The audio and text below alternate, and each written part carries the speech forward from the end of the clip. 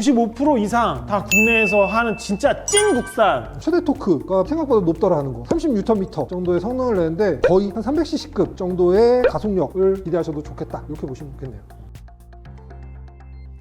안녕하세요, 라이트TV 이상재. 송시장입니다. 대한민국 1륜차 산업 자체가 위기다, 뭐 그런 얘기 혹시 들어보셨는지 모르겠습니다. 작년에 이렇게 어려운 시기에 우리는 진짜 국산, 무늬만 국산이 아니라 95% 이상 다 국내에서 하는 진짜 찐 국산, 갑자기 혜성처럼 나타난 제조사가 있는데 바로 대동 모빌리티의 GS100이라는 모델이에요. 저는 이 대동 모빌리티에서 모터사이클을 만들었다는 얘기를 듣고 처음에는 깜짝 놀랐어요. 그 농기계 만들던 회사가 모터사이클을 만든다고? 라는 사실에 좀 많이 놀랐었던 기억이 있습니다. 농업, 농기계 이쪽 시장에서의 그 인지도는 상당히 높습니다. 거의 뭐 농기계계의 삼성전자? 그렇죠. 현대자동차? 그렇죠. 뭐 이런 느낌이라고 보셔도 될 것 네. 같아요. 대동이 이거를 생뚱맞게 짜잔 하고 내놓은 건 아니라고 생각하고요. 이 모델이 나오기 전에 네. 그 농기계 연장선상으로 ATV를 만든 적이 있었어요. 아마 거기에서 이런 미래 모빌리티에 대한 계획이 확장되어서 발현된 것이 아닌가, 이렇게 생각을 해봅니다. 자, 그래서 대동이 만들어낸 첫 번째 결과물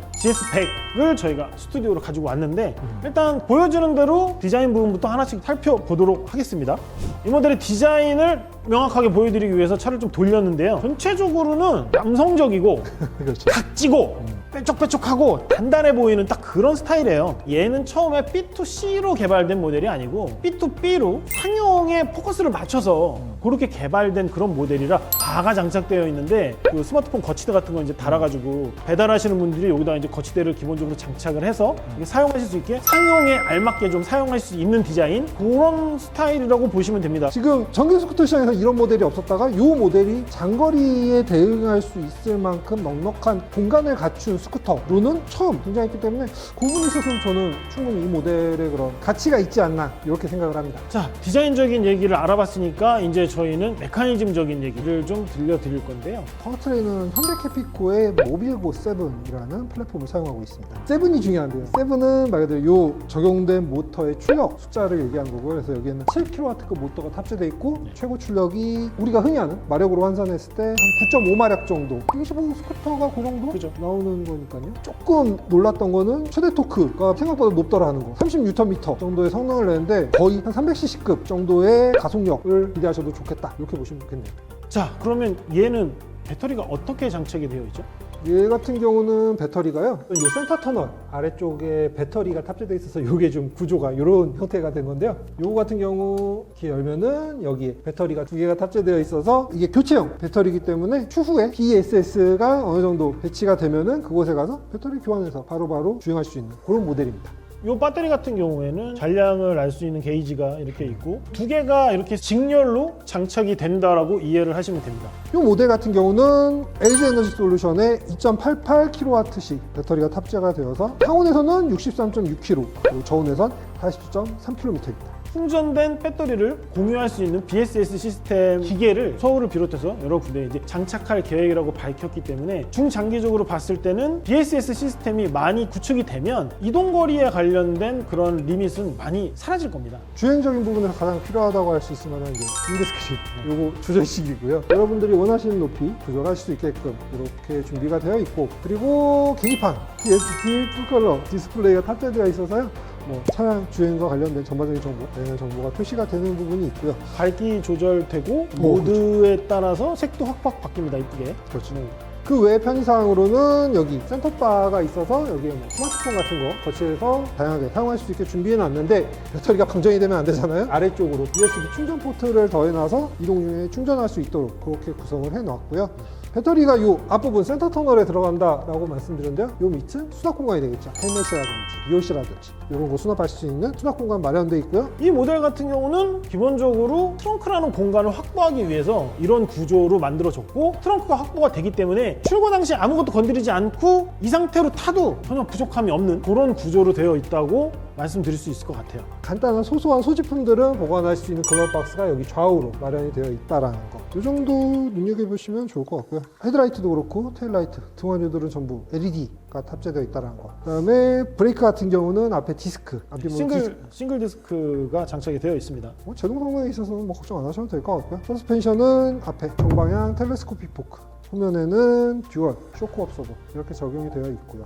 편의사양의 끝판왕 스마트키. 혹시나 도난의 그런 위험성을 방지하기 위해서 누군가 차량에 충격을 가하면 이렇게 알람이 발생하는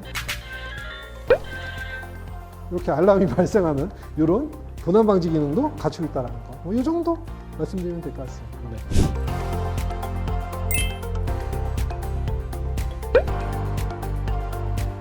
자, 저희가 나가서 시승을 좀 해봤는데 홍 기자는 어땠어요? 타보니까.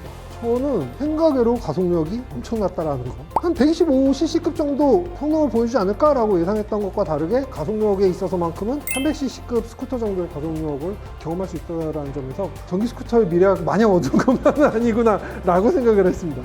저는 어디에 초점을 둬서 조금 탔냐면 주행의 느낌, 완성도 그런 부분에 좀 초점을 두고 탔어요. 이게 저속에서 고속에서 얼마나 안정적으로 우리가 탈 수가 있느냐. 생각외로 되게 주행 안정성이 높아서 좀 놀랐고, 특히 고속에서의 이 안정성이 상당히 높은 게 저는 좀 역시 대동이라는 타이틀로 뭔가 움직이는 걸 많이 만들어 본 사람들이 또 새로운 움직이는 것을 만들어서 그런지 상당히 훌륭하다. 좀 그런 느낌이 좀 들었고, 처음에 제가 모드를 계속 바꿨던 이유는 이동거리에 신경을 쓰느라고 모드를 계속 바꿔가면서 주행을 좀 했었는데, 여유가 있다 판단을 내린 이후에는 뭐 스포츠로도 막 마음껏 바꿔보고 막 타봤거든요. 확실히 스포츠로 놓고 탔을 때 진가가 좀 발휘하는 것 같아요. 각 모드마다 조금씩 그 성능의 차이를 느끼실 텐데, 대략적으로 좀 알기 쉽게 설명드리자면은 스포츠 모드는 300cc급 스쿠터라고 생각하시면 되고, 노멀 모드는 한 125cc급 가속력이나 뭐 이런 걸 보여준다고 생각하시면 되고, 마지막으로 이 에코 모드가 한 50에서 80cc 뭐 그 사이 정도의 가속력을 경험하실 수 있다, 이렇게 생각하시면 됩니다. 스쿠터에 사실 벨트 구동은 흔히 보지만 체인 구동을 거는 경우는 보기가 쉽지 않거든요. 맞아요. 근데 이 모델은 왜 체인을 썼지라고 생각을 했는데, 이 성능을 감당하려면은 체인이 제일 적합하겠다. 디스크 브레이크도 성능이 상당히 좋고, 서스펜션 세팅도 조금 약간 단단한 성향이에요. 리어 서스펜션 같은 경우는 프리로드, 그러니까 예압이라고 하죠. 스프링 예압을 기본적으로 단계별로 조정할 수 있도록 구성이 되어 있기 때문에 부드러운 느낌으로 세팅을 해서 사용하실 수도 있다는 점. 신지동 기능 같은 경우는 배터리를 버려지는 에너지를 조금이라도 활용해서 전력을 조금이라도 어떻게든 뽑아 먹어보자. 그렇죠. 효율을 좀 더 살려보자 그렇죠. 라고 하는데, 연비나 그 남은 배터리 잔량에 민감하신 분들은 이 기능을 잘 활용하시면 아무래도 조금 더 만족도가 높지 않을까. 그리고 이게 좀 재밌는 게 또 후진 기능도 있어요. R 버튼을 이렇게 누르면 빠르지 않게 그냥 천천히 뒤로 빠지는 뭐 그런 기능도 있거든요. 주차나 뭐 그런 거 하실 때 상당히 편리하게 사용하실 수 있을 것 같아요.